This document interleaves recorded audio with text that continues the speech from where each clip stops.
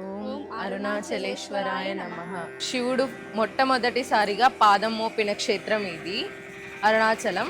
ఇక్కడ స్వామివారు పంచభూత లింగాలలో ఒకరైన అగ్నిలింగంగా ప్రజలందరికీ దర్శనమిస్తున్నారు. ఇక్కడ సిద్ధులు, యోగులు, మునులు ఎంతో మంది తపస్సు చేసి జ్ఞానాన్ని పొందిన క్షేత్రం ఇది.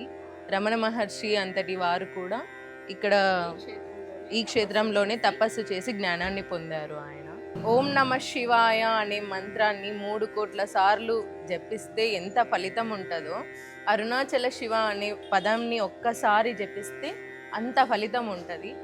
మనం ఆ గిరివలం చుట్టూ తిరిగేటప్పుడు అరుణాచల శివ అంటూ ప్రదక్షిణ చేసి మన మనసును ప్రశాంతంగా ఉంచుకొని ఆ పరమేశ్వరునికి దగ్గరగా ఉండి, మనం గిరివలం తిరిగేటప్పుడు ఎప్పుడు ఎడం పక్కకే తిరగాలి, కుడిపక్క తిరగకూడదు. దేవుళ్ళు, మునులు, సిద్ధులు అందరూ సూక్ష్మ రూపంలో కుడిపక్క తిరుగుతారు కాబట్టి మనం ఎప్పుడు ఎడం పక్కనే ప్రదక్షిణ చేయాలి.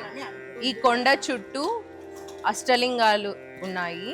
తప్పనిసరిగా ఇక్కడికి వచ్చినప్పుడు దర్శించుకోండి. అవి దర్శించుకుంటూ గిరి ప్రదక్షిణ చేయండి.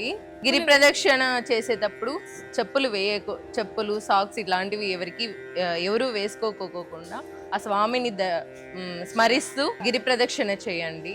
అరుణాచలేశ్వర అంటూ ఎంతో పుణ్యం సంపాదించుకోండి. మీరు అందరూ ప్రదక్షిణ చేసేటప్పుడు అరుణాచల శివ అంటూ ప్రదక్షిణ చేయండి.